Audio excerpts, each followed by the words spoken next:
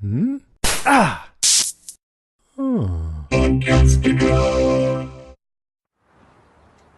Lord Stark, I looked for you on the Trident. we weren't there. Your friend, the usurper, would lie beneath the ground if we had been. The Mad King is dead. Rhaegar lies beneath the ground. Why weren't you there to protect your prince? Our prince wanted us here.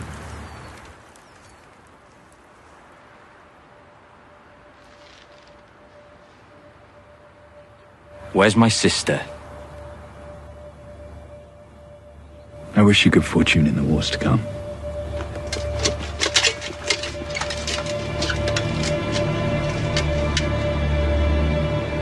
And now it begins.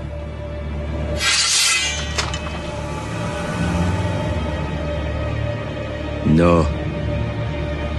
Now it ends.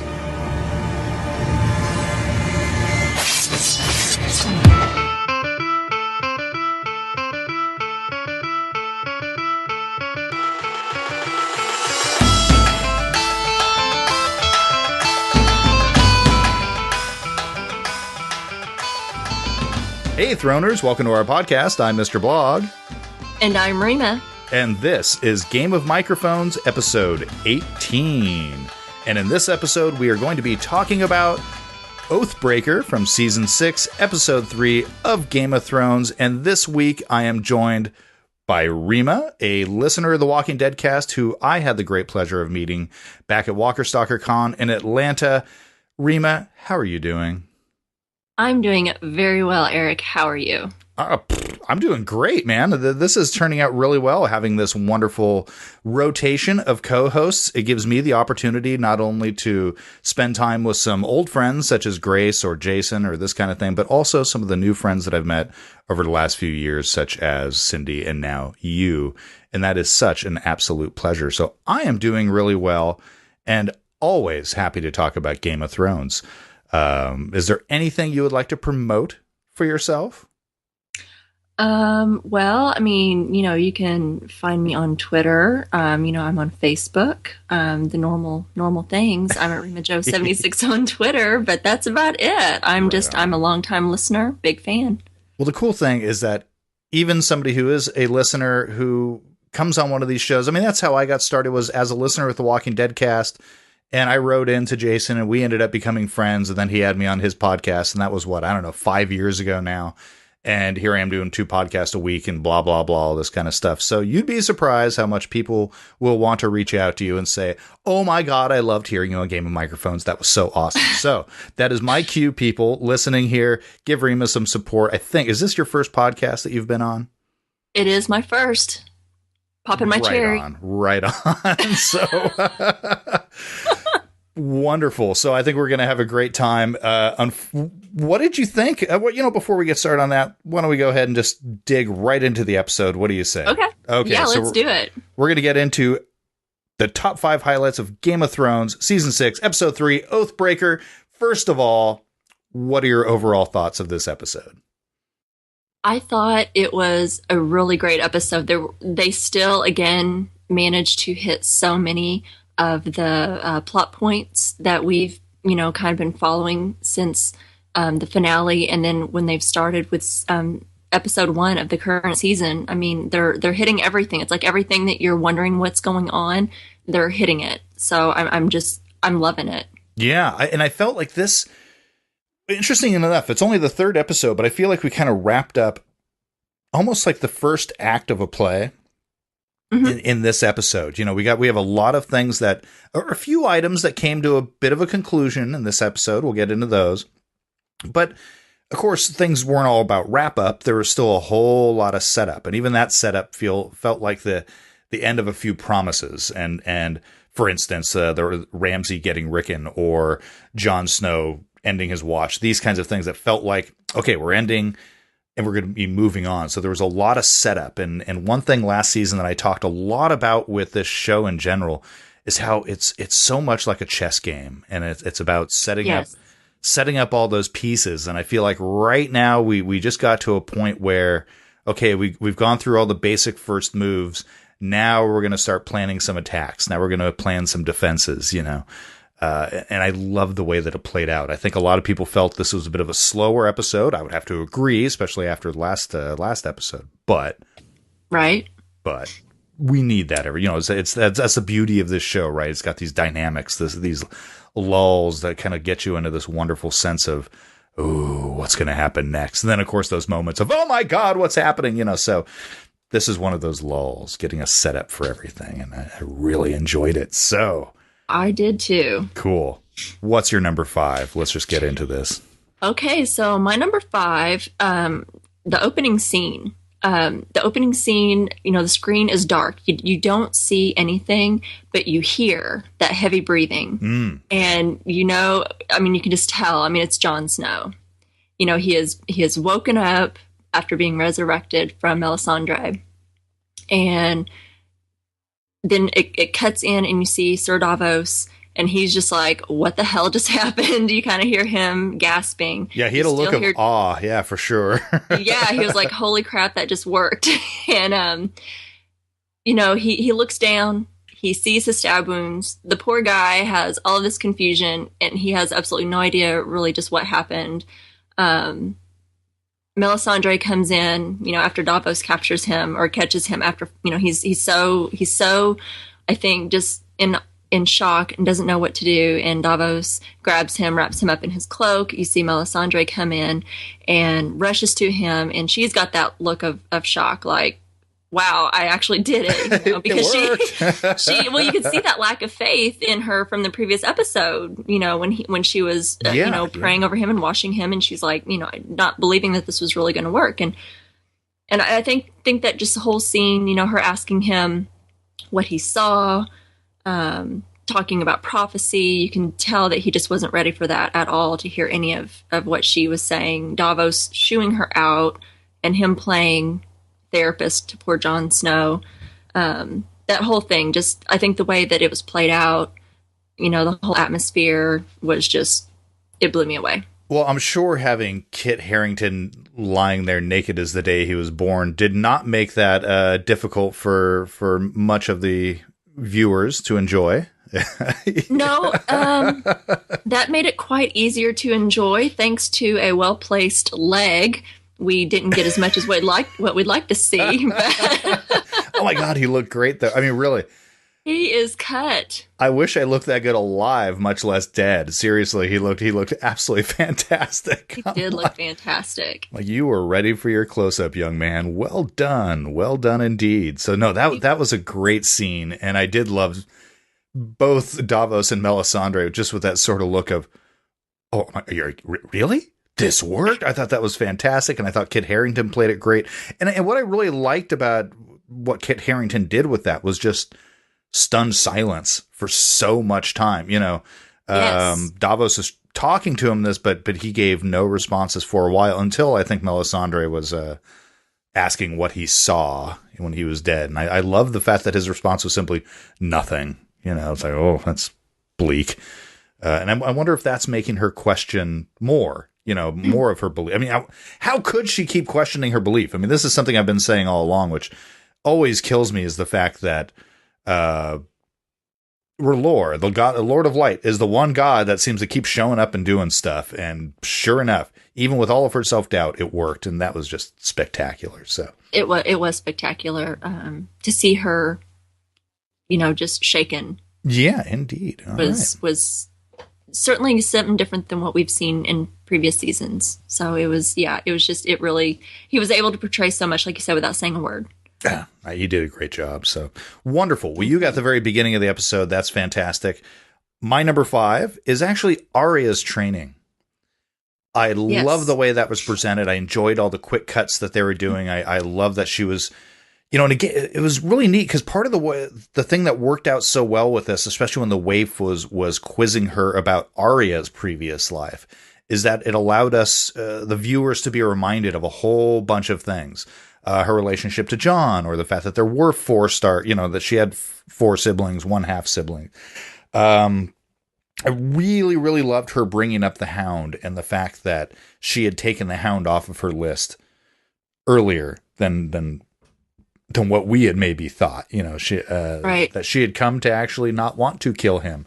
I'm a huge fan of the Hound. I still, believe it or not, how do I put this? I believe the Hound is dead, but I do believe Sandor Clegane lives.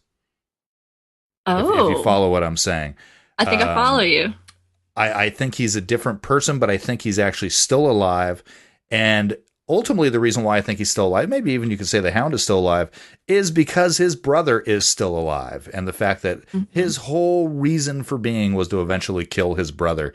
And deep within me, I really hope that's how we're going to see the Mountain go down, is by the hand of his brother. So I don't want Sandor to be dead. But now I'm totally deviating here. But let's go back to Arya's training. Loved everything with her and the waif. Loved it when she finally seemed to pass the test of I am no one. And once she drank from the fountain, I believe she is no one now. I think Arya Stark is gone. Yeah, and I agree with you. I really do. I didn't know how to feel about that. I love Arya. You know, I think it's really great to see her that transition to no one. You know, the girl who has no name is, you know, I think it's fantastic to see her get there, but I'm like, well, now what? Well, I mean, I still hold out hope that there's still certainly a shred of Arya in there. We're going to have some kind of resolution in one way or another. But for the purposes of her training, I thought that was fantastic. So she has her sight back, and I'm really looking forward to how this whole thing is going to play out. How is she going to be implemented? You know, because she's obviously going to be used in some way. You can't just have all this. I mean, she has to play into the bigger picture. Maybe it's going to come down to she's going to have to kill somebody that she cares about. You know, and that would be horrific if she's hired in some way to kill Jon Snow or Rickon or Bran or any Stark, period, or anybody she cares about. That would be Sansa, maybe. Ooh, I don't know. That would be astounding. I hadn't even gone that far yet, but yeah, it's certainly made me question what is her part in the big game. Well, for sure. And you know, the way I'm beginning to look at it with anything with this show is imagine the worst possible thing that could happen. The worst possible scenario that you don't want to see, that's probably what's going to happen. So that is true. If we've learned anything. Indeed. No kidding. All right. What's your number 4? Okay. My number 4 is the flashback to the Tower of Joy. Fantastic. Okay. So now we're getting somewhere here. Before you get started, one thing I want to bring up. So last episode, I brought up during the news section, there was some discussion about resurrection or reanimation and George R. R. Martin's take on that. And in that, I brought up a character that did not show up in the book, or excuse me, it hasn't shown up in the show, but did show up in the book. Now, this gets to the point of spoilers. I have let some listeners know that I will try to be more careful in the future about spoilers. But again, talking about the nature of spoilers, we are out of the period where the show has caught up to the book and has now surpassed it. So book readers don't have necessarily any foreknowledge about what's going to happen, but what we do have is a lot of insight into past events and some of the details that don't show up in the TV show. I personally haven't considered those spoilers because in my mind, well, if it's not going to happen in the TV show, then I think it's fair game to talk about. Now, it's been brought to my attention that there are a lot of people, yourself included, who have not read all of the books and are now reading some of the books. So my question, I guess, gets into what is fair game to talk about. It's a really dicey sort of thing because you get into a lot of theorizing about the show that might be considered spoilers. So when we're talking about the Tower of Joy right now, I'm going to have to, we can talk about what we saw on the show last night. That's cool. But at the end of this, when we talk about our top 5, and I've been very resistant to doing a book talk section. I haven't wanted to do that, but I will have a little section at the end of this, our top 5 in this, where I want to talk about some of the stuff that happened in the books and maybe a little theorizing and this kind of thing. I'm just getting that out there now. I'm sorry to step on your Tower of Joy chat. We'll get on that in just a second. But heads up, there's some stuff about this that I'm going to hold off until the end to talk about specifically. But Go on, give your thoughts on the Tower of Joy, because oh my god, this is just for the record, this is one of those things that book readers have been dying to see, because we've only had hints of this in the book, but we sort of know a big chunk of it that's very important to the whole series, which was hinted at last night. But I won't talk about that till later. So, okay, sorry. Go on.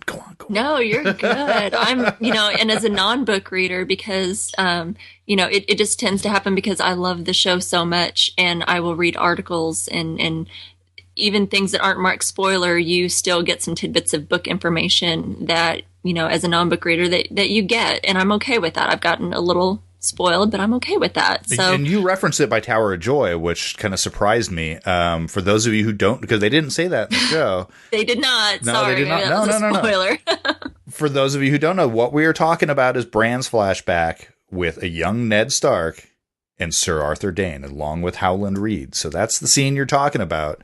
What are your thoughts on it? What got you excited about it? Well, Max von Sydow is, he gets me excited. He's just fantastic, and I can just watch him all day long. I could hear him speak all day long. So to see him in the scene with Bran, and, you see Eddard and Howland Reed, who we haven't seen on the screen. We've heard him referenced by his children. Is it Jojen? Jojen and Mira, yeah. Jojen and Mira, his children. He has been mentioned. So you see them come up on the horseback. You see Sir Arthur Dayne, who I haven't heard of before, but have a little bit more information now, and some other knights, because you can't help it. Did you notice the crest on his chest? Of course, was the Targaryen dragons. The Targaryen three-headed dragon. I did notice that very much. So, how can you not notice that? Now they what I really liked with the scene, though, I want to say, is that they brought up a few things that help to paint the scene as to what's going on, and I'm wondering if you caught the very specifics about what they say when Howland and Ned approached Sir Arthur Dayne, what had just happened. Yes. The Battle of Trident was over. Okay. And I'm guessing the whole end of the war, Robert's Rebellion. Mm-hmm. Now, the Battle of the Trident, I think, this is where it gets dicey, and I don't know if... I know, I think I'm probably crossing the line a little bit. No, so. They said that in the show, so it's okay. So, you know what, I'm baiting you here, because I'm trying to see how much you know and what we're going to talk about. Let's save that discussion, I guess, till that part towards the end. So we'll talk about... Okay. I'm going to get into some great detail on this once we get to the end, so sorry, I keep stepping on you with my apologies. No, I appreciate this, and I look very much forward to hearing your thoughts on it later. So Ned approaches Sir Arthur Dayne. They have their very short and brief conversation. I love the line when Sir Arthur Dayne says, and now it begins. Ned says, no, now it ends. Yeah. I just thought that was very poignant. The battle, you can just tell, I'm not familiar with the actor that they cast as Sir Arthur Dayne, but he did so well with so few words. He had a commanding presence, I feel, on the screen, that even without him even unsheathing his swords yet, you could just tell this guy's a badass. Oh yeah. And he is somebody. If you don't, if you haven't read the books, and I have not, but what little I know, you can just tell he has that presence about him. And this is going to be a little bit scary. You can see that even though those three men guarding that tower are outnumbered by 5 or 6 men, Ned and his men, this guy has no fear. The whole battle was fantastic. Seeing them all fight the way that they did. It's so hard to put into words. I love the battles. I love the whole sequence. Bran yelling at Ned. And him hearing him. Yeah. It was such an emotional moment. And for poor Bran, who lost his father at such a young age, I thought it was just, and to see that crossover, I don't know what that means yet, but I'm very interested to see where that goes, as far as, they're looking in the past and they're in the present, and seeing that line crossed. Yeah. And it definitely gives you a lot of pause and question as to, what is the extent of Bran's power? How much can he now maybe influence the past as well? If it is that two-way street, if Bran can actually communicate with the past, I mean, you can make a lot of changes by doing that. So I can't wait to see how that's going to play out. Now, what I also loved with having Bran and the Green Seer, the three-eyed raven, being there, is that it allowed, you get an idea about Sir Arthur Dayne, because Bran says, my father said he was the greatest swordsman alive. But of course, Bran now realizes his father was lying at the way this went down. Right. Sansa in the past is saying it, and Bran has said it in the last episode or 2 episodes ago. Bran does not speak about his sister very much. Or, excuse me, Ned never really spoke about his sister Lyanna very much. It's Lyanna that is in that tower, and that's who they're coming for. So you get a lot of information through Bran and even through what Ned and Howland are saying, that they're there for his sister. They will not allow it. Now, you already said Rhaegar is dead. Let us in to get my sister. And the whole thing about this is that the story that has always been told was that Rhaegar Targaryen had abducted Lyanna and raped her. And he was keeping her captive. Now, if Rhaegar is dead, what exactly was, and the rebellion is basically over, what is Sir Arthur Dayne and this other guy protecting? What are they standing guard? Why would they fight to the death to protect this woman who is screaming up in this tower? Of course, we get cut off, and we don't get the rest of that scene. Right. The Raven. Which we really, really want to see.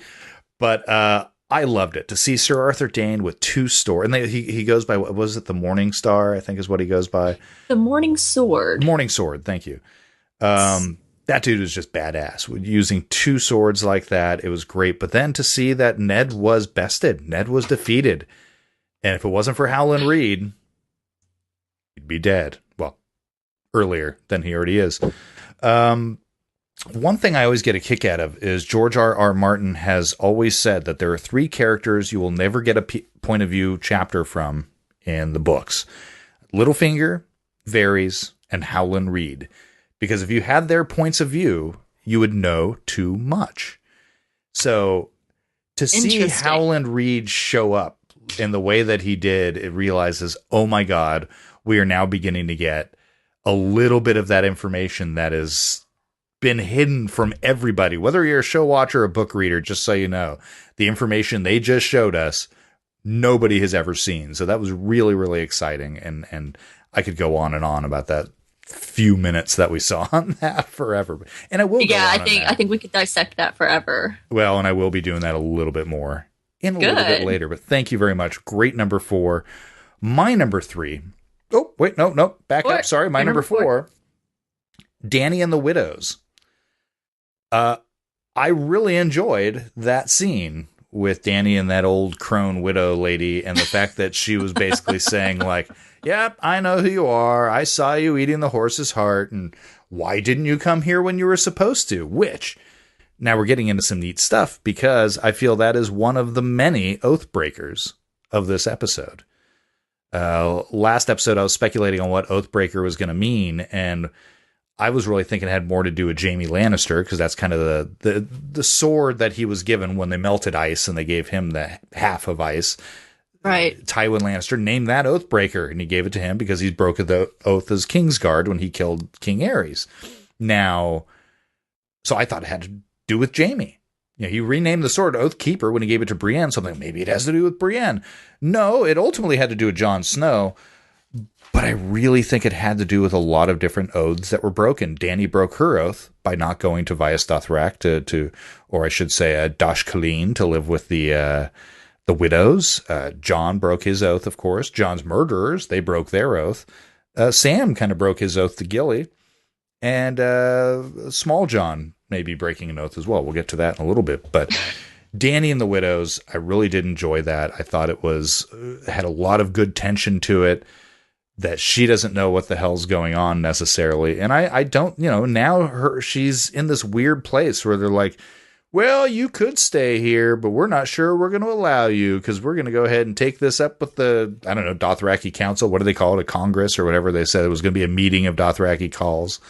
to kind of decide what's going to happen with Dany. And for somebody who has taken such command and charge of her own life ever since she was sold off to Khal Drogo, that's not going to be an easy pill to swallow for her. So putting her fate into somebody else's hands. So I can't wait to see how that plays out. Yeah, I agree. I'm very excited. I did have the question whenever the older crone was, telling her, well, you should have come here, after Khal Drogo died. Was that explored in previous episodes, or is that something from the books that she was to, after he had died and become a widow, that she is to report there? It made sense when they said it, but was that explored before? See, this is one of those things that part of the reason why I didn't want to do a book talk section, my memory is so hazy on some of the... no, seriously, whether that came from the books or whether that came from season 1, the only thing I remember was season 1 was people freaking out by the fact that she burned his body, she walked into the flames and walked out with these dragons that they all just kind of took off. So what else mattered exactly? I honestly don't remember, but I can guarantee we will get some feedback on that. Somebody who is much better informed on the books with a much better memory than I, or the TV show. I look forward to it.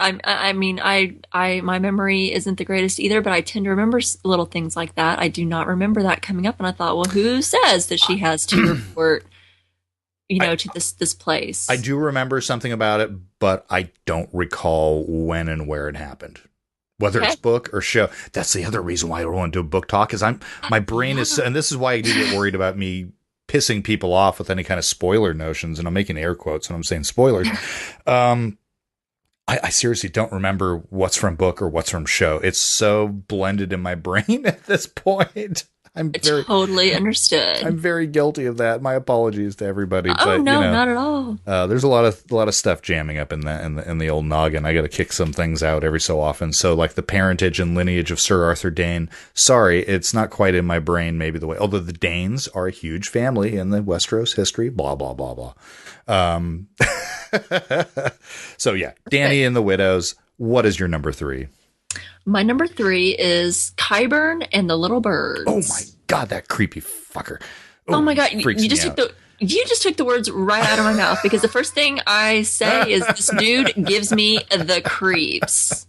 He's like that creepy uncle down the street or something. Yeah. He's got the van with no windows parked down by the river. Totally.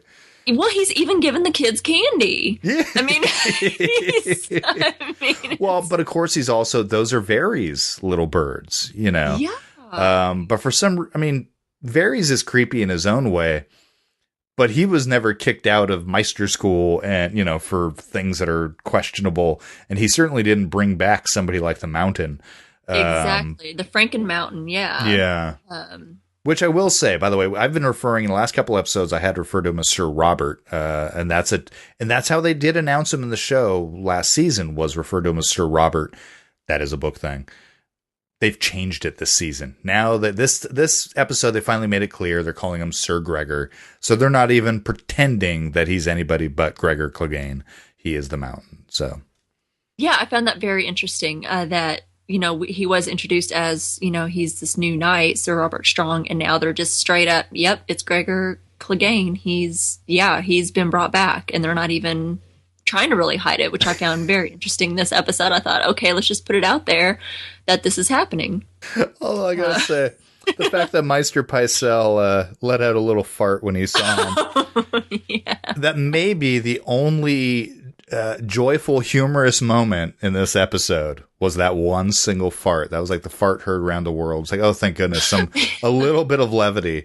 But he saw him. He's like, oh. Well, I thought it was very honest, because I thought, who wouldn't at the sight of that thing coming in? No kidding. And I really dig how much time they've been spending with Sir Gregor, giving us, whether it was last episode, him using that dude's head as a cantaloupe against the wall, or this episode just standing there glowering. And everybody had to file past him when they were leaving the small council. But Qyburn, Yeah. I'm sorry. I keep stepping on. No, really it's sorry. no, because it all fits. excited. It all fits because, Cersei and Jaime come in with, Sir Gregor, and, the kids, the poor kids, my gosh, were just scared, senseless. They've got their little candied, plums or prunes, whatever they were. And here comes this huge, mountain, and they're just scared out of their mind, and they all, shoo away. And then the whole interaction with, Jaime and Gregor Clegane, I thought was just hilarious. That I think that gave us a little bit of, with all the tenseness in the whole episode, there was so much going on in the episode that it gave us a little bit of that comic relief. Yeah. To see that interaction between those two. Well, and now we get a little insight into the fact that Cersei is going to have Gregor be her champion.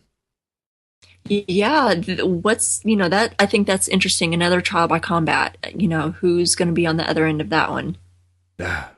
Where's Bronn? Bronn was Tyrion's champion way back when. He did well because he cheated. I don't know. All I hope is whoever is going against. I mean, this is the thing. I don't necessarily want. It's going to sound weird. I don't know that I want Cersei to go down. Kind of do, kind of don't. Kind of do, kind of don't. But I want somebody to kill the mountain. So hopefully whoever's on the opposing side is not going to get cocky and dance around him when he's on the ground and get his head squished the way that. Let's not have a repeat of that. That was I can't do that again. Yeah, that was brutal. My goodness, that was brutal. Yeah. That was brutal. But that's my number 3, Qyburn. Nice. He's creepy dude. He is, and I do love that Varys is also setting up another, shall we say, network of little birds there in Marine as well. It's obviously it's a system that works. And I kind of got a kick out of the fact that Qyburn did borrow Varys' system. Yeah, well, why not? It's existing and it works. Yeah, like you said. And what did he say? Varys made the comment of something like, "I always trust my birds," or something to that effect. But the whispers, I loved the whispers. That was great. Very well. Well, my number 3, Small John Umber, delivering Rickon and Osha to Ramsay. Yeah. There's a lot of stuff in this scene that I find really interesting. Have you done now? Again, I don't know if this is actually anything to do with the book or even with the show. It's just a generalized thing, but that's a theory out there is known as the Umber conspiracy. Have you heard about this? I have not heard of the Umber conspiracy. The Umber conspiracy, or the Great Northern conspiracy, is that, and in the show, of course, Rickon and Osha were under the care of the Umbers, the Great John and Small John. Yes. That notice he did not kneel to Ramsay, and he knew a lot of information about Ramsay and the fact that he killed his father and the way that all that went down. He did not buy a single bit of that. And he said the reason why he would never bend the knee for Roose Bolton is because, well, Roose Bolton's a cunt. Now, I do not believe for one second that he does not know how bad Ramsay actually is. So there's a big theory going out that actually what Small John is doing isn't so much any fealty to Ramsay, but more so to the point that he is going to split Ramsay's troops with the hope of Jon and the wildlings coming down to take back Winterfell. And ultimately to have a Stark in Winterfell when Ramsay leaves to go up with him to where the Umbers live, so that Rickon can claim Winterfell for the Starks. Oh, that is very interesting. Getting Ramsay and his troops split up so that can happen. Maybe not. That's a big conspiracy because I didn't quite buy all of that. And one of the things I did not buy with that scene, there's two things. Well, it's all part of one thing. When they deliver the head of Shaggy Dog. Ugh. I don't believe that's Shaggy Dog. He was small. That's a little head, man. And the last time we saw Rickon next to Shaggy Dog was already getting pretty big. That did not look like the head of a direwolf. I don't think that's Shaggy Dog. And there's a look that both Osha and Rickon give each other that to me look like that's not Shaggy Dog. So I think that's part of the Umber conspiracy. Oh my goodness. You just rock my world. I hope that, I hope that's the case, because I do have a fondness for these dire wolves, and I do not wish to see another one gone. No, I totally agree. I had not heard that conspiracy before, and whenever he plunked that wolf's head, whether it was Shaggy Dog or not, up on the table, I just thought, my gosh, not another one. Like you said, the dire wolves. We have lost so many and in such cruel ways. Not another one, please. Well, two. Let's see, we've lost two so far, right? Lady was the first one to go, and then Rob's, of course, Rob Greywind. Greywind? Was that the name? I think so. Greywind? I think it's Greywind. I don't remember. Oh my God, sorry. Gosh, that's been so far. So Nymeria, of course, was Arya's, and that's out in the wilds. We don't know the fate of Nymeria. Ghost, of course. I'm forgetting one. Oh my goodness. Sansa, Arya's, Rickon's, Shaggy Dog. No, I think that covers everyone. Okay, that covers all. That's it. I really hope Shaggy Dog is still alive. That's my hope. I think that was just a regular dog. Here's a funny thing. Last night we were watching this. My brother-in-law was at my house watching it with us, and when that scene came up, I got a little upset. And he goes, "Really?" He looked at me. He goes, "Really? You didn't even bat an eye when the woman and the baby were eaten alive by dogs last episode. But boy, you seem to have a problem with that dog." I'm like, but Shaggy Dog, it's a dire wolf. I love dire wolves. Even my dog at home, I call him my little miniature dire wolf because he's a Klekai, Alaskan Klekai. It's like a little miniature husky. So it's a little 17-pound white dog that's got a little bit like Ghost, really. Not totally white. He's got some gray on him. But he's got a dire wolf sort of look. And even though he's 17 pounds and really small, but he's my mini dire wolf. So I was like, no. Well, I have to agree with you. That might make me slightly heartless, but I didn't really shudder too much at that scene. But I was more upset about the thought that could be Shaggy Dog. I seriously think sorry. I think part of the reason why we feel that way is because it happened at the hands of Ramsay. There was almost this sense of like, well, yeah, that was a foregone conclusion. We were expecting it. There was no way. Right. I think we were expecting it. I do not think we were expecting to see the head of a dog or dire wolf, and I think that is upsetting because really, they're innocents, man. That's not cool. Don't get the animals mixed up in your horrible war. I don't like seeing that shit. So, agreed. But that whole scene, though, I thought was absolutely fantastic. With I can't remember the Karstark's name, but that Harlan. No, it's not Harlan. I can't remember his name right now. That asshole Karstark back there, and of course Ramsay. And I'd been wondering what this gift was that they were going to be giving to Ramsay. I do seriously hope that I am correct in this Umber conspiracy and that the Umbers have not turned their back on the Starks. I do consider that one of the oaths broken because they've always been the strongest supporters in the North of the Starks. I would hate to see them turning their back. Or it's not even so much turning their backs. If nobody's even alive, you have no back to turn to. But siding with the Boltons would just kill me because Ramsay is. Ugh. Well, I hope that you're right too, because the North remembers. Nice, yeah, and that's just it. Small John Umber would remember. There's no way he would do this. I'm believing in the Umber conspiracy. That they are, in fact, still siding with that. It's going to work out in the end. They did not give Rickon up for a bad reason. And I do not want to see Osha and Rickon turned into one of Ramsay's playthings. I just know enough of this. So agreed. I need to see some comeuppance come up to that little fucker. I really do, because I'm tired of him. I couldn't agree more. I'm jumping on your bandwagon because that little bastard needs his comeuppance ASAP. Yes, agreed. What is your number 2? Number 2, Tyrion. No, excellent. I love that we're not crossing over on our top 5s. This is brilliant. I love it. Thank you. Well, there's so much to cover. Like I said, they're covering so much in all of these episodes that, there's so much. But yeah, Tyrion, his whole interaction with Missandei and Grey Worm in that room, it's like so awkward, and there's this awkward silence, and he's trying to get this conversation going, and they're just having none of it because they're more advisors. Grey Worm, he's the soldier. He's just very dry. Missandei is just all about, pleasing, Daenerys and, just helping her and advising her. And it's just hilarious to me, their whole interaction, and how he's got his drinking game idea. I love that. Okay, well, we don't have to drink, and but if Tyrion is in the scene, I'm a happy girl. But and you see Varys come in, and he's like, "Oh my gosh, not a moment too soon, because I'm dying here." And when they find out, who is funding the Sons of the Harpy, thanks to Varys and his scheming that was going on, I'm interested to know what Tyrion's plan is and what he has in store for Varys's new little birds.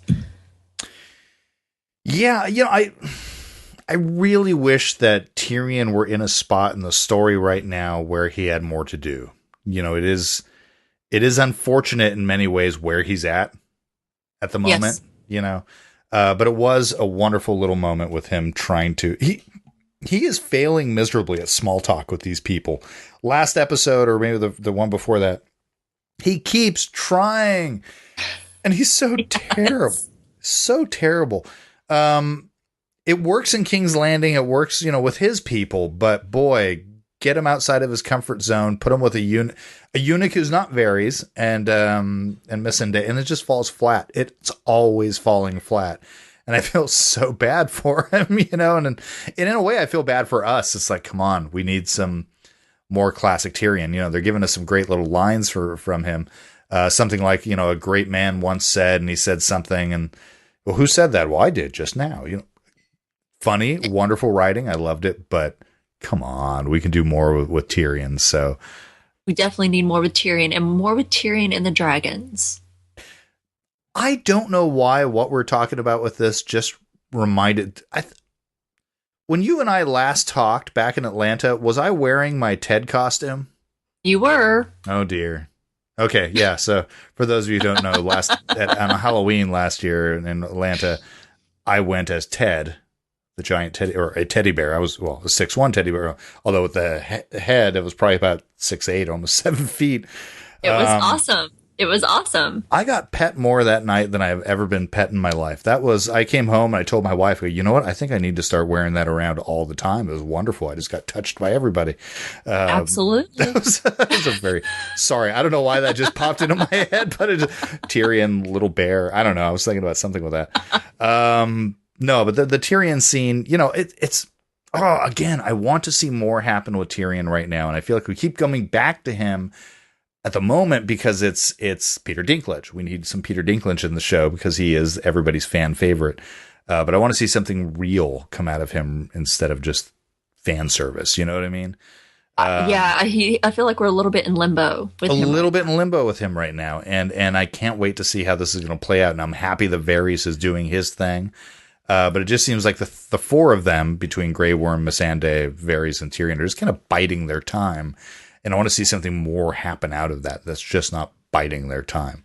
I hope it's another setup. Like you said, it's all, the chess pieces are moving, and I'm hoping that it's, a setup that we will get to that point.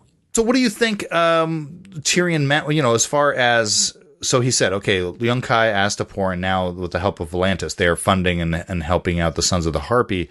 And he did say something to the effect of, they only respond to one thing, send them a message. What are your thoughts on what that message might be?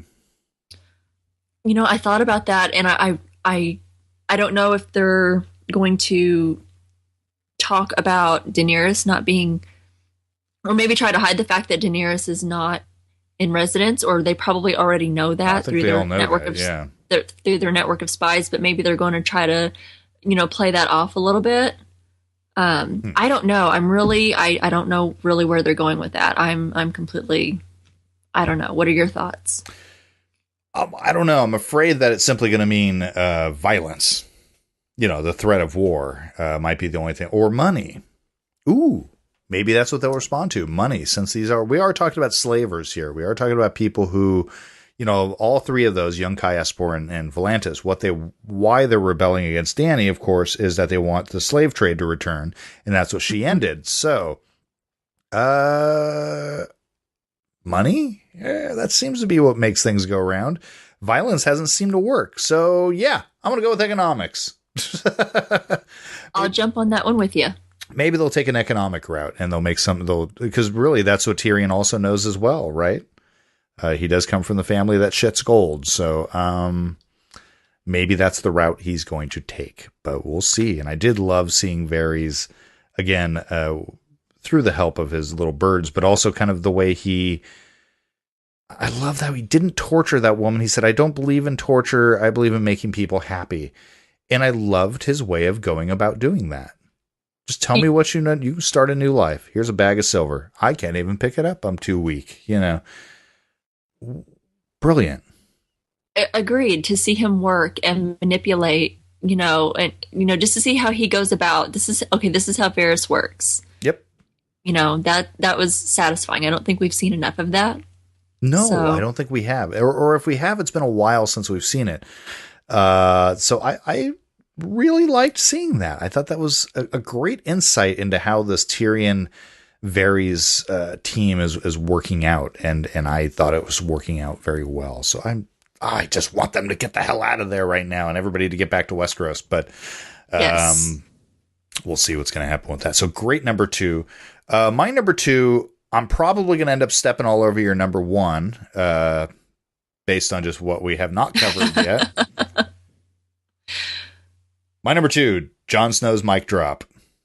Boom. Yes. That entire sequence, everything with the hanging of the traitors to his, I love the any last words to each one of them. The thing with Sir Alistair, what Sir Alistair says, totally fucking reasonable. Seriously. Totally reasonable. As much as I hate Sir Alistair because he's anti Jon Snow, there's a big chunk of me that's like, no, he's right. He's got a really good point. And I love that he simply said, I fought, I lost, this is it. Whatever, I can't remember the exact words, but something to those effect. And he accepts it, which is, dude, that's a stand-up dude right there. He accepted. Now, Ollie, fuck you, Ollie. Ugh.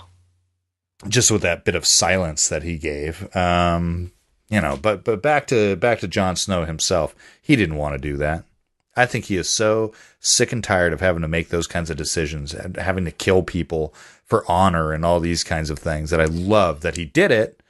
And then he hands over the cloak to Ed. No, you should burn the bodies. Nope, you know what? You're right. You should burn the bodies. I'm done. My watch is over. And, I got to say, I called this in the last episode when I said Oathbreaker, this and that he's dead. So once he died, that the Night's Watch, it's an oath until death. He died. He's done. His oath is taken care of. Off he went. Of course, now the big question, where the hell's he going? Yeah, what is next? And you're exactly right. That was my number 1. Is to see that moment when he hands over that cloak to Ed. He hands over his cloak and he hands over the Night's Watch all at once. And, with his line, my watch is ended, boom. Oh, I thought it was handled well. I thought it was great. I think Kit Harington did a fantastic job portraying that entire thing. I thought it was just cool as shit, quite frankly. And oddly enough, I really like seeing him out of the cloak. I don't know why. Something about just the basic black leather he was wearing, I'm like, that's badass. Ditch the feathers. I don't know. It's something about that. I love the way he did it. I love the way he acted the whole thing. I am very curious. Last episode we did talk about, and I brought it up earlier, that when, you lose something of who you are when you're resurrected like this. And I'm very curious as to what Jon Snow has maybe lost. He's still as emo as he was before. That's for sure. And I really would imagine dying and coming back would do nothing but, really up your emo cred big time. I mean, good God, that's about as goth as it gets, right? Dude. No kidding. I've been dead, But I really wonder what's going to happen with him, because he did not, let's say the vengeance thing. He didn't look too keen on vengeance. And I think I don't think he liked it. No, you could tell, right before he swung that sword, he did not he knew what he had to do, but he did not like it. Yeah. And you could really tell that he was fed up. And I think, to even think, where's he going next? Is he going to go to Winterfell? I'm wondering that. That's the big now. And of course, is he going to team up with the Wildlings? Is he going to team? He has so many options ahead of him right now. And I did love his reuniting with Tormund. Tormund, who is by far one of my favorite characters in the series. Period. Both book and show. I think he's phenomenal. He is great. In the book, actually, I will say, he talks a great deal about the size of his manhood. So it was kind of wonderful to see him bring this up with Jon. I know you are not a god. I've seen your, whatever he said, that really made me laugh. Everything with Tormund makes me laugh. And then you turn around and it gets me a little weepy eyed when I see him with Dolorous Ed and the fact that, that's a true friendship right there. And when he hands the cloak to Ed, it's just like, oh my God. So is Ed now the new Lord Commander, which is pretty badass because I love that dude, man. He's great. So agreed. That whole scene with, there just didn't even have to be any words. And he was just like handing over the torch and he's like, it's all yours. And where do we go? What do we have in store for next? And what's happening next? Ed is probably like, oh, fuck you, man. I do not want this. Are you kidding me? I don't want to kill all these people. Damn. Yeah, I don't want to be stabbed in the snow, Exactly. I've got wildlings in here, and I got people who are pissed that there are wildlings in here. Oh my God, what are you handing me? Okay. And I do feel like there were a lot more than 4 people who stabbed Jon Snow. So I was kind of wondering, like, what about the other people who did that? Because there seemed like there were quite a bit. Are these just the 4 he could remember? Yeah, I thought the same. I thought that looked like 10, 15 people. Yeah. Back in the finale when that happened, I thought, where are all of those guys? Did they run for the hills? What's up? Oh, and going back to that beginning scene that you brought up as your number 5, when Jon says that Ollie literally stabbed him in the heart, it's like, oh God, that little traitorous bastard! I hate you, Ollie. Yeah, screw him. And that's the one that he feels too when he, after he has woke up, that's the one that he kind of feels, and as he's still trying to gather what the hell just happened to him. And it was just, that moment of, didn't he say what something meant. like, I shouldn't be here? Yeah. He did. That's got, coming back from the dead, that's got to be a strange thing. Well, but leave it to Davos to set him straight. He's like, we may never know why you were brought back. Very true. You got to clean up the shit. Very true. Well, that was my number 2. Your number 1 was that. Is there anything else you want to say on this one before we move on? No, I think we covered it very well. All right. Well, my number 2 was my number 1, Bran's flashback to the Tower of Joy, which we already covered, sort of. Do you have any notes from anything we did not cover that you want to chat about? I don't think I have any notes of what we haven't covered. I did kind of notice during the sea voyage with Sam and Gilly. I was going to say Sam and Gilly. I wanted to bring that up. They did, I thought it was really nice, that whole conversation between them, and to find out what Sam is now, what his plans are. Yeah, going to Hardhome. Gilly. Yeah. Speaking of his mother, she was nice. His sister was lovely. They'll take care of her. I'm interested to see if we'll actually get to see Randall Tarley. His home. Yeah, I mean, he sounds like quite a treat from the way, Sam. Well, my understanding is that role has been cast. So I think we will get some Randall Tarley in the future, and I'm excited about that. I'm excited to see it. I'm very excited to see it. I was excited to see baby Sam finally age a little bit. Yeah. That was like, okay, he's not this tiny little infant anymore. And then same goes, jumping out of that part and then going back to Rickon, because we were talking about age. Yeah. Oh, hello, who is that, teenager under that hood? Do you know what's kind of cool though? Is that's the same actor. They kept the same actor who was the same one that we saw as the last Rickon, so they didn't recast it. Which was interesting. I mean, I like that they didn't. They kept Bran. And see how he has changed and grown over the years, and now we see Rickon, and it's like, holy cow. Where's that little boy? You and I are parents, so I think maybe for us, we're also kind of like, oh, look how quickly they age. You know, it's Where'd the time go? Where does the time go? Yeah. And I'm thinking, oh my God, I've been watching this show for how long now? Look at how big they've gotten. And and then I start thinking about my own kids. Oh, they were, such and such age when this show started. That is true.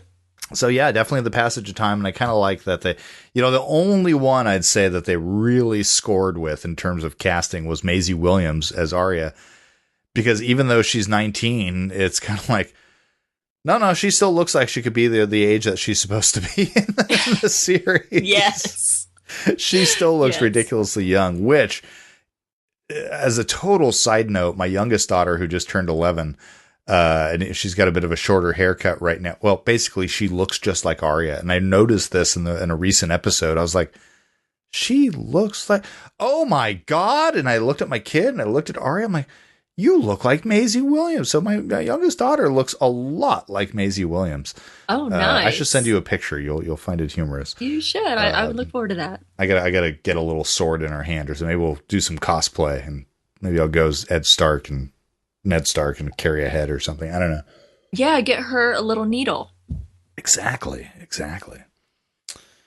Well, let's see. Anything else I wanted to know? You brought up Sam and Gilly. We already talked about the small council. I think we have covered pretty much everything. Now, this is the point where I want to talk a little bit more about the Tower of Joy. So, for those of you who are very spoiler averse, even though this is more theory than anything else and just conjecture, beat it. But you can go ahead and skip ahead on the chapters, go to the news about Game of Thrones. That'll be the next chapter right after this. But fair warning, spoilers, sort of. I still hate calling something that happened years ago in books spoilers. Okay, whatever. I agree. So the Tower of Joy, the lead up to this. So Jaime kills King Aerys. Robert kills Rhaegar at the Trident. Ned and Howland Reed go to the Tower of Joy to rescue Lyanna, killing Sir Arthur Dayne in the process. Now, as I've already alluded to, blah, blah, blah, you obviously, I'm going to guess, there's no chance in hell you do not know the R plus L equals J theory, and the fact that nobody believes Rhaegar kidnapped and raped Lyanna. Everybody believes that Rhaegar and Lyanna fell in love and eloped, even though he already had a wife, Elia, but he eloped with Lyanna, and Jon Snow is the product of that relationship. Now, what everybody believes is Ned goes into that tower. Lyanna is dying after childbirth, hands Jon Snow to Ned and says, "Promise me. Promise me." Those are her last words. And we all assume that, promise me you'll take care of Jon Snow as your own. So, and a big part of that is everybody thinking, one of the things that nobody believed that Jon was actually Ned's kid is Ned, the most honorable man in Westeros, would not have cheated on his wife. He just wouldn't have. That's not Ned Stark. Right. It's gotta be. All of us book readers, this episode, we thought we were finally getting it. We were finally getting the proof that Jon Snow is the product of Lyanna and Rhaegar Targaryen. Of course, making Jon Snow and Ice, right? Ice being the Starks, and Targaryen, Snow and Ice. Did I just say Snow and Ice? Fire and Ice. I'm with you. The Starks being the ice, of course, the Targaryens being the fire. And of course, him being one of the ones who will be riding the dragons. God damn it. Hell yeah. And since we're in spoiler territory, and some people had some questions when I brought up about Tyrion being the third dragon, it is generally believed among us theorists of A Song of Ice and Fire that, yes, Tyrion is also a Targaryen because the Mad King Aerys had what's called, I'm going to get this right. I want to say first right or something like that, where he was allowed to take any woman he wants in the kingdom for an evening as his will. And that he probably took Tywin's wife and shagged her and thus created Tyrion. It is known in the Targaryen history that they have had dwarves in the past. So even that makes sense. So that's why he is a Targaryen as well, or at least a half and half. So Well, and it's my understanding Just also. unloaded a bunch of stuff that felt good. Yeah, that had to feel really good. It did. Was that like a cleansing? Kind of, yeah, yeah. Well, and from my understanding, the description of, you were talking about Tyrion, the description of him in the books. Now, it doesn't quite, resonate on screen, but the way he is described with his eyes and his hair. Yep. Is Two very different colors. Which is like very Targaryen-like. Yep. So, I find that very interesting. And yes, I am aware of the theory of Rhaegar plus Lyanna equals Jon Snow. I fully support that theory. It's the only thing that makes sense. It really is. And I got so excited at seeing this. We hear Lyanna screaming up in the tower, and I'm assuming that is the birth of Jon Snow right there. So damn you, Greenseer, for pulling Bran away just a little bit too soon. But oh man, I was so excited to see that. I'm like, I know. I think that I'm thinking for. They're just going to hold out. Yeah, just a little bit. Yeah. Well, I think that the showrunners are maybe trying to ease the non-book readers into this whole thing. Maybe they don't want to rush into it just yet. I mean, you guys you don't know for sure, but you have all of those theories. You guys have had time to think about it, as the books have come out over time. Yeah, maybe they're just trying to ease us into it. Perhaps. I mean, that's one of those things that they've also not touched in the books either. They've given you much of what we even have in the show now, but just not that one detail. And it's so, I want to know. We all want to know. We almost thought it was there. But everything that happened here, what I really liked about that was the fact that Bran had to reconcile the fact that his dad lied about what happened with Sir Arthur Dayne, thus giving us precedence for the fact that, okay, Mr. Super Nobility, he must have lied about some other shit too. A very good possibility. And one of those is the fact that Jon Snow is not his son, but instead his little nephew.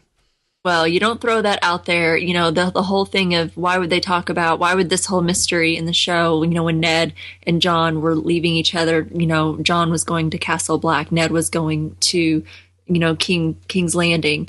And, he says, I promise when we meet again, we will talk about your mother. You don't throw that out there without circling back around to it eventually and it becoming something. Yeah. Good point. Well, thank you for remembering that from season 1 because, I forgot that part.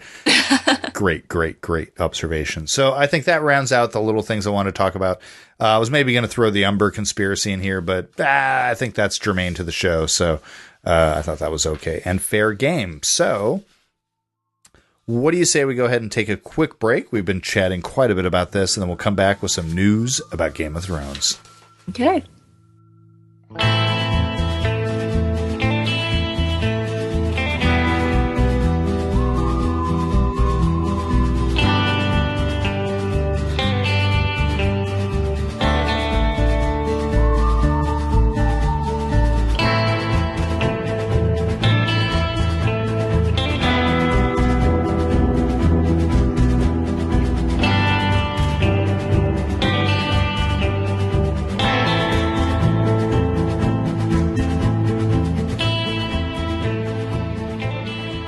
Welcome back, and it is now time to dig into a little bit of news about Game of Thrones. And right now in this point in the season, there's not that much that comes out. These are more just kind of like really kind of fun things more than anything else. But Rima, why don't you go ahead and give us the down low on this? Okay, so news about Game of Thrones. First up is from HuffingtonPost.com, where Saturday Night Live parodies Jon Snow's painstakingly slow Game of Thrones twist. I did love this video. So fun. By the way, I said down low on this. I meant low down. That's two very different meanings. My apologies. They are different, but that's okay. I think we know where you're at. So we know time moves a bit differently in the Game of Thrones universe, and by differently we mean slowly. So how long do we have to wait for winter to actually come? No storyline's been more unnecessarily elongated than Jon Snow's, spoiler alert, highly speculated resurrection. After the beloved character was stabbed to death in season 5 finale, HBO cast members and even Snow himself, actor Kit Harington, confirmed his demise would stick. And yet in the closing moments of the new season's second episode, Melisandre used her magic to bring Snow back from the dead. Hold your shock and awe. Yeah. So Saturday Night Live took the belated twist to task during this weekend's Brie Larson-helmed episode. In a recreation of the now infamous scene, the Room star played an onlooker begging the powers that be to bring him back to life already. Thankfully, Kate McKinnon's Melisandre returns to stare dramatically and then resurrects Snow very slowly. Throughout the sketch, Snow repeatedly awakens, only to be told, "Not yet, kid." It's not regular TV pacing, it's HBO. So I'm going to assume you saw this skit. I saw pieces of it. Oh, I did watch the painstakingly slow skit. Actually, maybe I loved it. First of all, I adore Kate McKinnon. I don't know what she's got going on, but she has hit her stride on that show. She's a funny, funny woman. Cracked me up as Melisandre. Kenan Thompson coming in like, just hurry up already, but really my favorite point of that whole little skit was towards the end where she's doing everything she's doing. And she's like, well, they're going to cut away to something else, right? No, they're staying on this the whole time. Oh, crap. Abracadabra. Boom, he comes up. I absolutely loved that. It is great. I think they certainly captured probably how we've all been feeling. Oh, just having the two women there just as kind of the chorus, if you will, sitting back there going, come on, hurry it up. This is taking forever. We only get 10 hours a year in this, and we've already spent 2 of them in this room, Yes. Every minute is stuff. Precious. Loved it. So what's the other item here? The next piece is from winteriscoming.net. The news is season 6 finale will be the longest Game of Thrones episode in history. HBO has just uploaded some information about the season 6 finale to its schedule, including the as yet unnamed episode's running time. As it turns out, at 69 minutes, the season 6 finale will be the longest episode in the series' history. That title was previously held by The Children, the season 4 finale, which clocked in at 66 minutes. Well, 69 minutes. It'll be the sexiest episode ever. It will. Wow. No, I don't know. I'm kidding. Wow, cool. Okay, so we're going to get an extra however many minutes. Lately they seem like they're not quite a full hour, but 69. Very cool. So it's going to be really long. That makes me happy considering that seasons 7 and 8 are going to be a little bit truncated. And I've been kind of thinking about that. I keep thinking about how, wow, we're coming towards the end here. I mean, how many total are there now? Well, I can't even remember how many they said they're going to do. It's going to be 13 total, I think, for the next 2 seasons. And we have, only 7 left. We've only got 20 episodes left of Game of Thrones. And, I don't need to be reminded of that. I'm sorry. Okay, my apologies. But no, yeah, so cool. We're going to get a nice extra long series finale. That should be fantastic. Cannot wait for that. So that is all the news we have. Thank you very much, Rima. Appreciate that. And again, I think HBO has been very, very good this season about kind of keeping information a little bit closer to the chest. I understand there is somebody out there in the interwebs who has been spoiling the plots of each episode coming up in this season, and they're finally cracking down on those people. I guess they're coming down pretty hard on them. So good. For whatever reason, I like seeing a smaller news section because I feel like that just means we're not getting, believe it or not, I am actually spoiler averse, even though people seem to think I'm doling out spoilers like there's no tomorrow. I don't want to know what happens. I really don't. So I'm looking forward to what's going to happen next. But I agree. Ooh, look over there. You see that? Ravens. Yes, you know what I'm talking about. Very good. We got some ravens. Got some mail here. Quite a bit. We got some emails. We got a lot of feedback from Facebook. But why don't we go ahead and take those Facebook ones first? Rima, why don't you start us off and then we'll just alternate. Okay, so the first one is from Becky Price. All I have to say is I fucking called it. Last week, I called in and mentioned the return of Osha and Rickon. Yes, this non-book reader finally called one thing right. Well done. That's actually how I feel even about calling the thing about Jon Snow walking off and breaking his oath. Even though I'm a book reader, that hasn't happened in the book. So I was stoked on that because my predictions are usually pure crap. So well done, Becky. Well done. But it's still her email, so take it, or her Facebook comment. Sorry. No, so she continues. Overall, kind of a boring episode, especially following last week's episode. Looks like they all but confirmed the R plus L equals J theory. Yes. Oh, there we go. It's out there. It's out Hopefully they'll wrap that up in the next episode and not leave it hanging. Arya hopefully gets to stop getting the shit beat out of her by that ugly girl with the stick. Ooh, ouch. And Cersei and Jaime are back together and probably screwing right now in the imaginary Game of Thrones world. Oh. Okay. Yeah. The abused bird kids were a little nauseating, and Jon Snow is only a pretty face whose cock could be sold as a dwarf's to a cock merchant. No. That is just compared to Tormund Giantsbane. As far as Tormund Giantsbane is concerned, there was some story he tells in the book about a bear that actually bit off half of his dick, but it was still bigger than anybody else's in Westeros. So that's kind of, look at it from that perspective. Okay. So she continues, I did love that they managed to throw in a little blurb about mother's love, albeit from the Dick Sparrow on Mother's Day. Happy Mom Day to all you thronies out there. Nice. Indeed. Happy Mother's Day, by the way, Rima. Well, yes, indeed. Well, thank you. Yeah, and you're right. Game of Thrones on Mother's Day. Well, it was kind of interesting. We were just talking earlier. You were, throwing out some book stuff, maybe in some theories that are out there that could be considered spoilerish, and that was on Mother's Day. Absolutely. Very true. R plus L equals J. Yes. It's out there. Come on. If you have not heard that theory, then you're not paying attention. That's all I got to say. Sorry. All right. Our next Facebook quote comes from Michael Harding. I see a Clegane bowl coming with Cersei mentioning a trial by combat. Love the episode. Great to see the pieces on the chessboard setting up for some great events to come. I agree. Great feedback. The next one comes from Wendy Ott Eppers. Kit Harington was incredible. John's whole arc in this episode was just so satisfying. Loved that they went right to hanging the murderers. Be gone, Ollie. So exciting to see some spunk in Cersei again and seeing the twins together. I was heartbroken to learn Shaggy Dog's fate and fearful for Asha and Rickon. Only 3 more wolves left. I don't think it's Shaggy Dog. I think it was just a dog, but I could be totally wrong. Again, my predictions are usually pure crap. So, well, I hope that one's not. That makes me very sad. So I hope not. Yeah. Okay. And really, my apologies if I'm going to step all over your name here. Ryan Drogemuller. I'm sorry. Drogemuller? I don't know.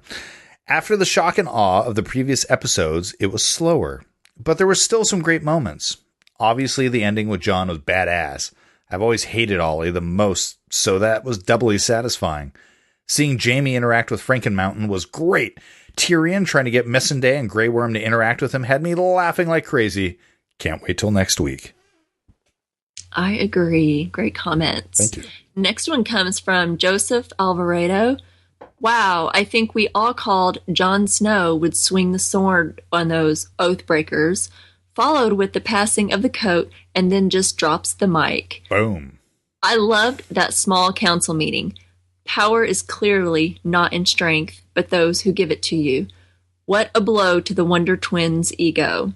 I loved this episode. How can you not when a girl gets her sight back? Indeed. Next one's from Alicia Goetze Stout. And again, apologies if I'm slaughtering your name. Tonight was far from boring. Another incredible episode. So glad Jon cut that rope. Bye-bye, Ollie, and may you rot in hell for killing Ygritte and Jon.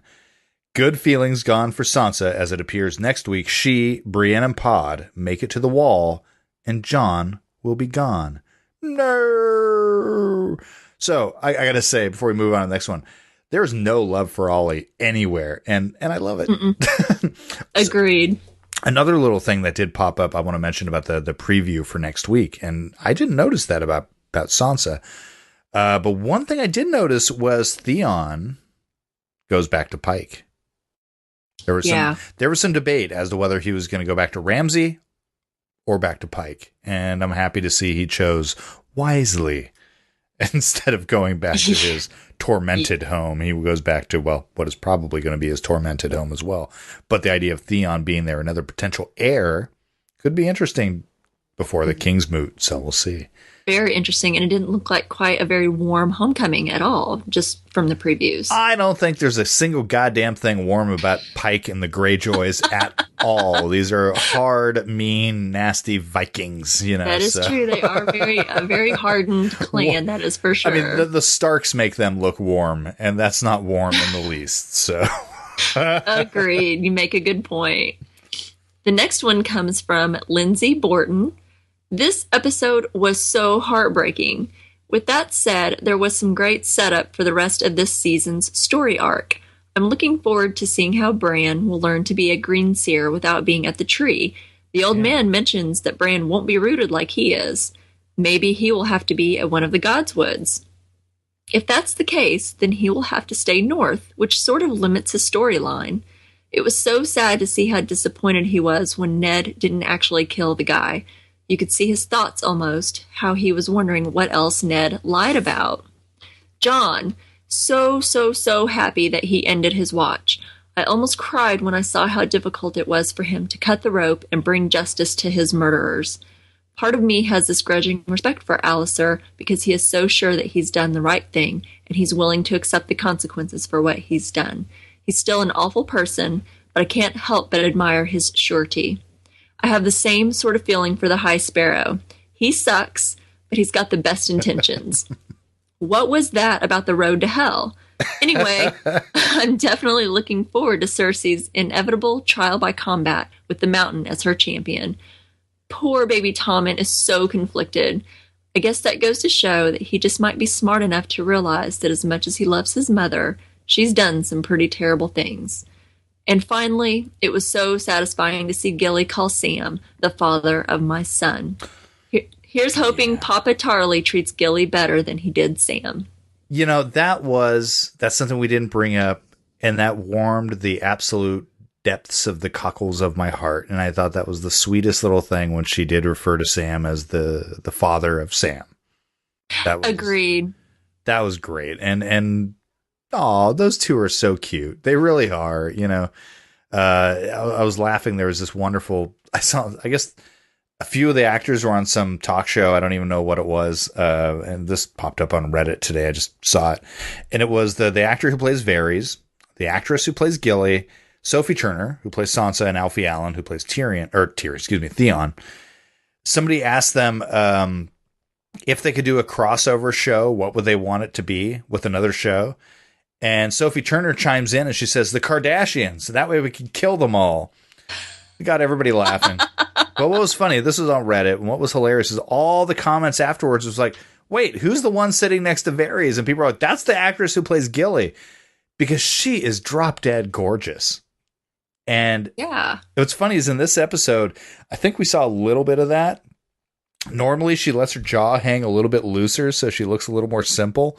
And they really kind of ugly her up a little bit. Oh, she's a beautiful actress. She's actually quite stunning. So that's very much a Hollywood ugly thing going on. Because there's nothing ugly about that woman.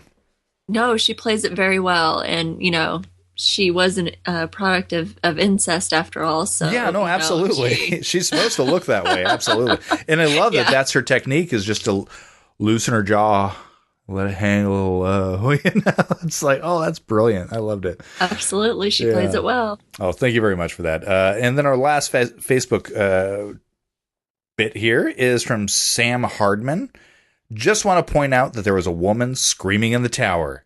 Perhaps Lyanna giving birth to our favorite resurrected bastard.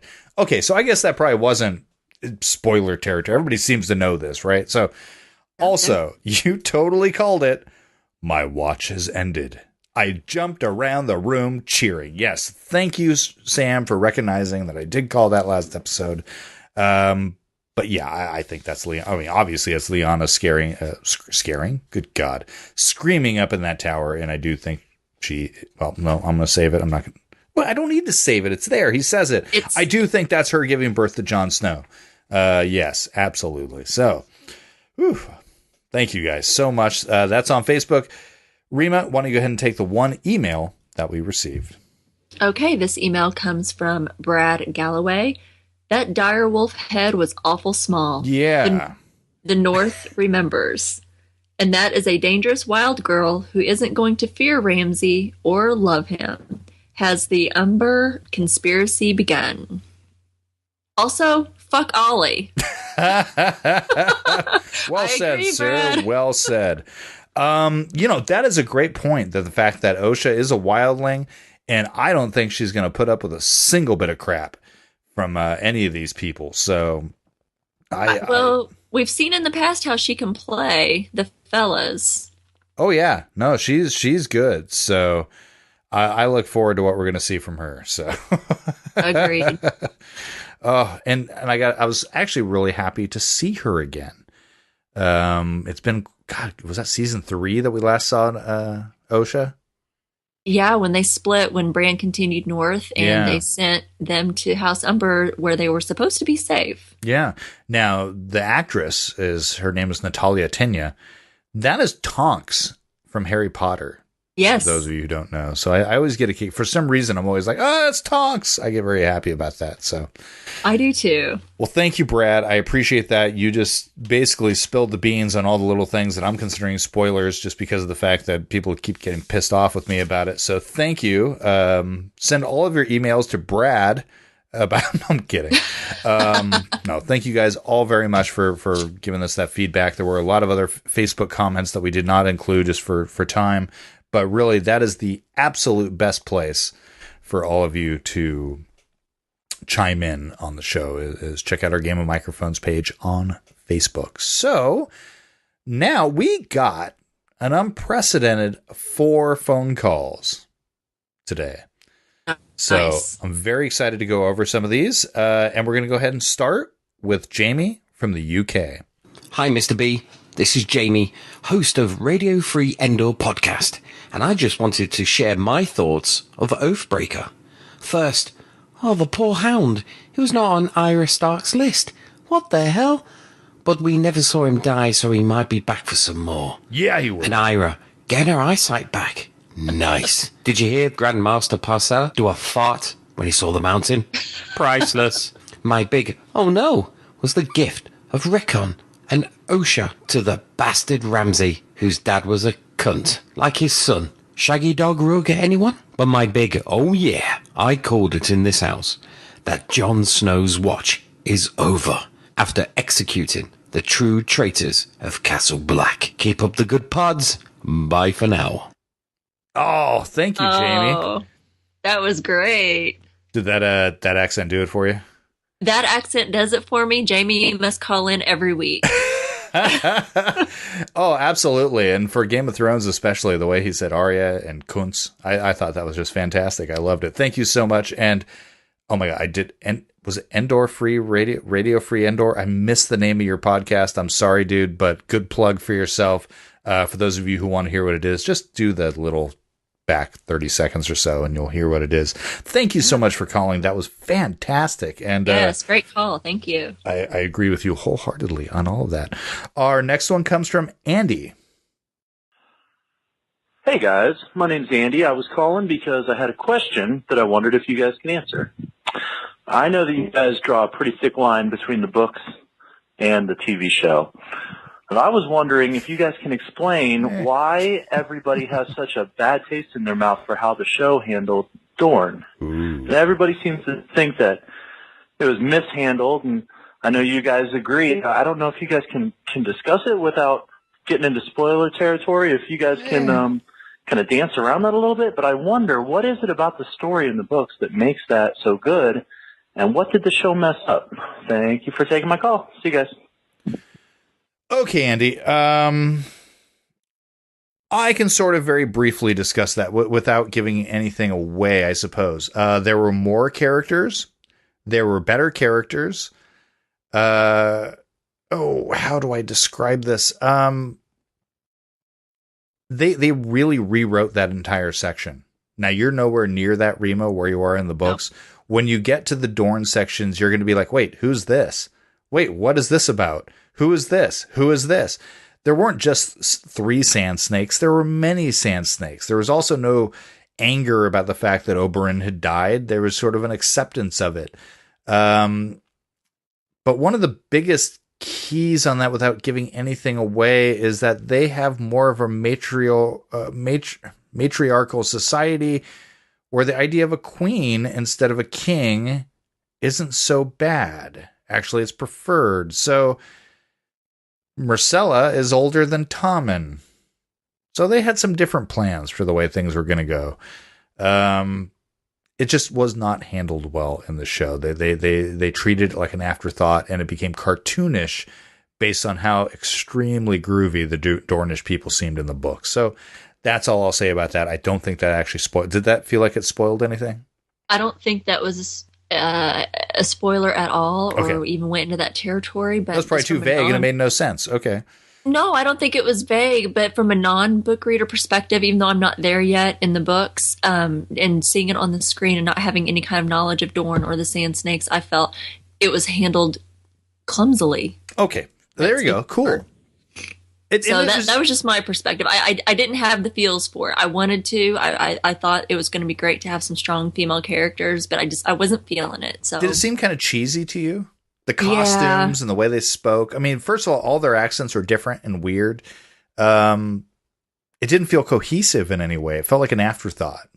I agree. I wasn't feeling it. And I had absolutely no history or background or book knowledge at all whenever I watched it. So I wasn't feeling it. Nope. There you have it, Andy. So thank you for calling in. I hope that elucidates why we are bugged by it. So next call is from Greg from South Carolina. Hey, Mr. Blog, this is Greg from South Carolina.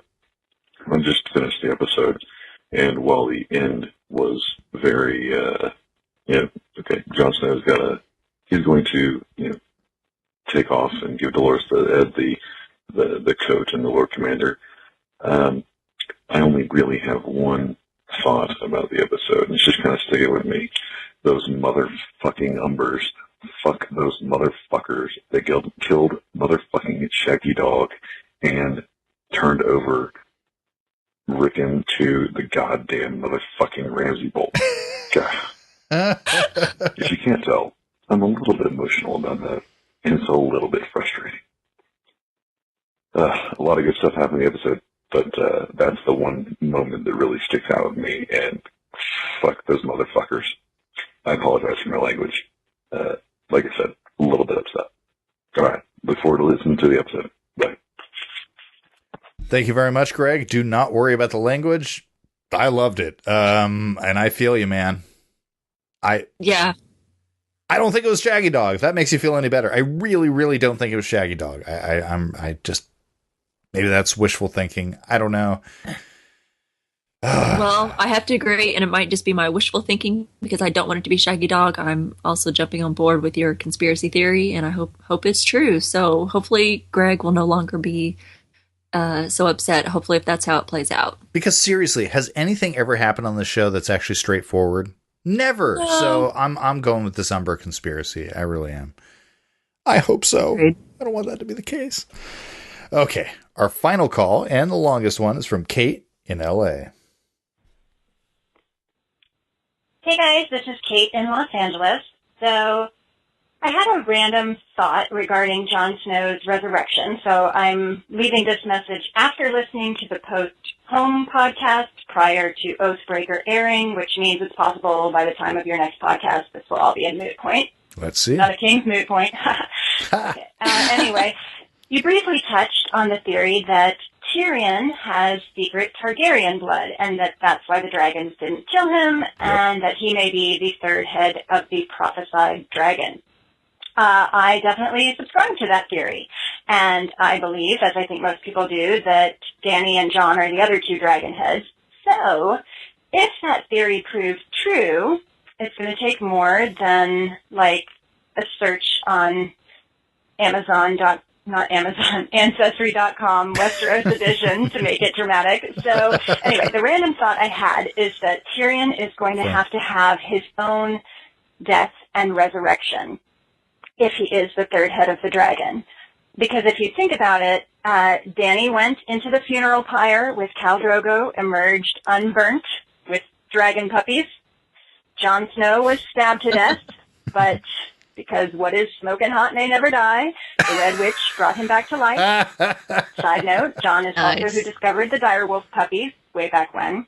So if Tyrion is the third head of the dragon, my guess is that he will also have to do some sort of stroll through Hades. He could even emerge with a baby magical creature of some kind.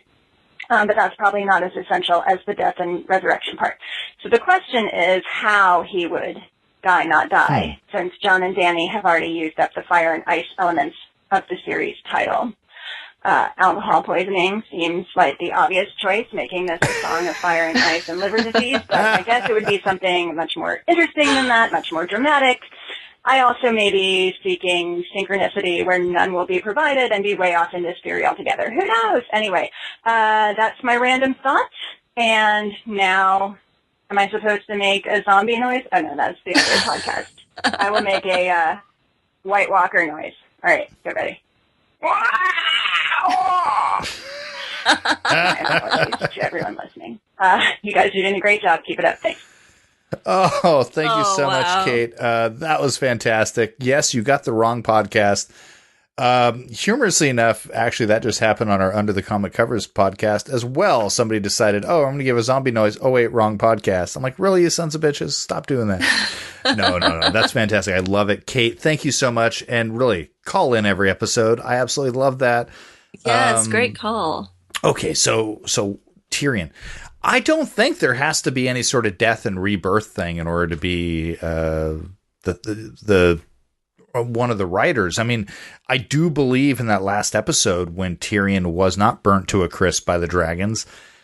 To me, that was a bit of a, kind of giving us a little hint that he might have some Targaryen blood in him. So I don't know. Yeah. I like your ideas that maybe there's going to have to be, but some death and rebirth. I do not want to see Tyrion die because he's nowhere near Melisandre or a lord of or a red priest. But there are red priests in Meereen, but I don't think they'd help him out. But well, I mean, what about this? And this just came to me. What about? I mean, I feel in a way maybe he hasn't like physically died like Jon Snow did.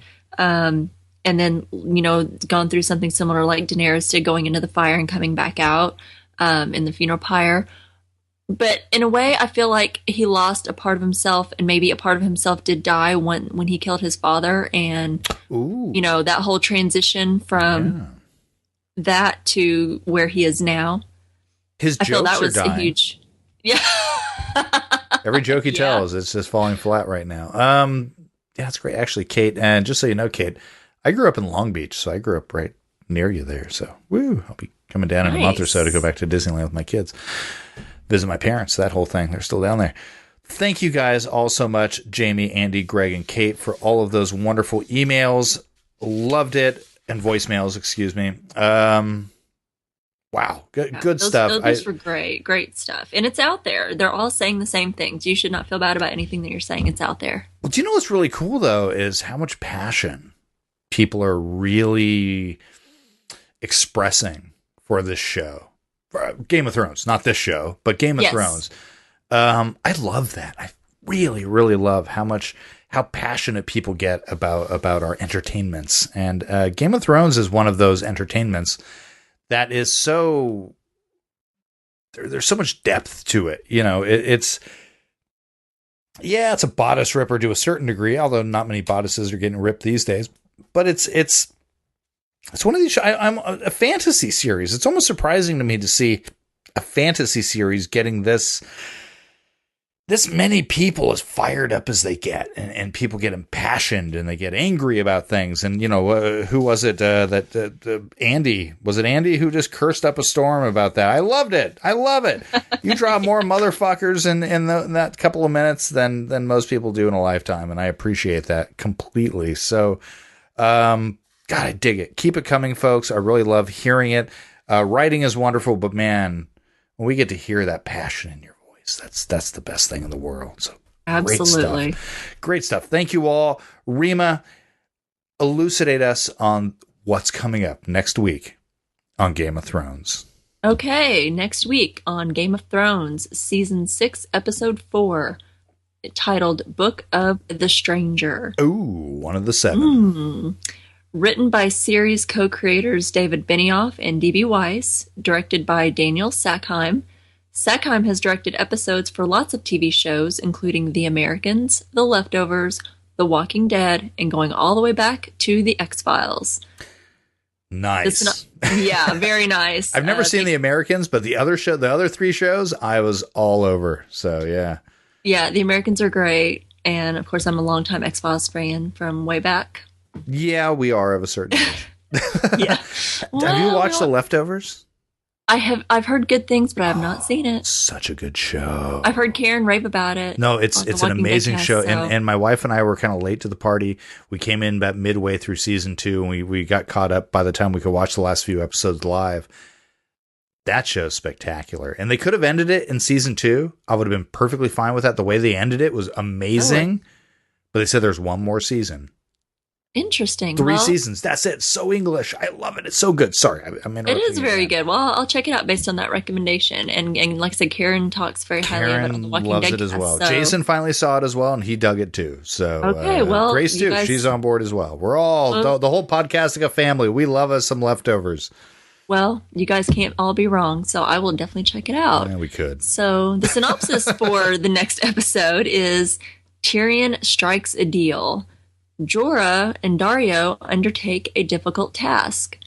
Jaime and Cersei try to improve their situation. Okay. Vague as usual. Yeah, I was going to say, how much more vague can we get? Let's break this down. Tyrion strikes a deal. So he must be able to come to some deal with Yunkai, Astapor, and Volantis, perhaps. Ooh. Jorah and Dario undertake a difficult task. Okay. Jaime, what is that? They get Danny out of there, maybe. I don't know.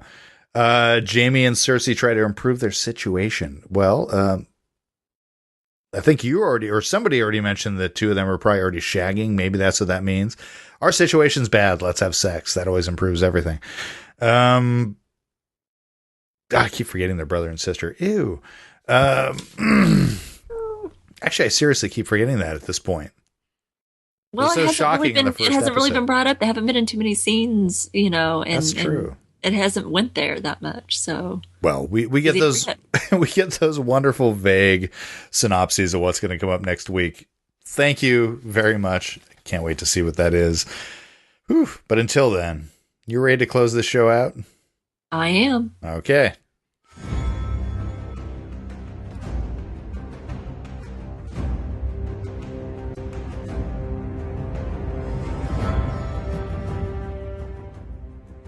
If you'd like to leave us a voicemail, you can call us at 813-563-3739. That's 813-JOFFREY. If you would like to write in, you can email us at game@podcastica.com. Check out our Facebook page at facebook.com/GOM podcast, or just search for Game of Microphones. You'll find it there, and really like the page. Comment on the post, because that is the best way that we communicate with people. And I'm on there on a daily basis. I actually love kind of chatting it up with folks. So by all means, go to Facebook. And be sure to check out the other great podcasts in our growing network at podcastica.com. I want to go ahead and make a pitch for Under the Comic Covers. That's one of my favorite podcasts. Oh, yeah. In all fairness, I don't listen to it. Only because I don't. But that's just because I record it and then edit it, and I don't want to hear it again because I've already heard it twice. But no, by all means, we have 10 podcasts in our network now. It is ever growing, and it is fantastic. And I would also say, for any of the podcasts in Podcastica, but specifically this one, as well as Under the Comic Covers, feel free to always leave a rating or a review at iTunes. It's always appreciated. But join us next week for Game of Thrones Season 6, Episode 4, Book of the Stranger. And joining me next week will be David, a.k.a. Mr. Karen. Always good. He's a very... Oh, my God. He is so knowledgeable. He knows those books inside and out. He's got a beautiful voice, and he's such a calm... I love that guy. He's just fantastic. So join David and I next week for Game of Thrones Season 6, Episode 4, Book of the Stranger. But until then... That's our show. Thanks for listening.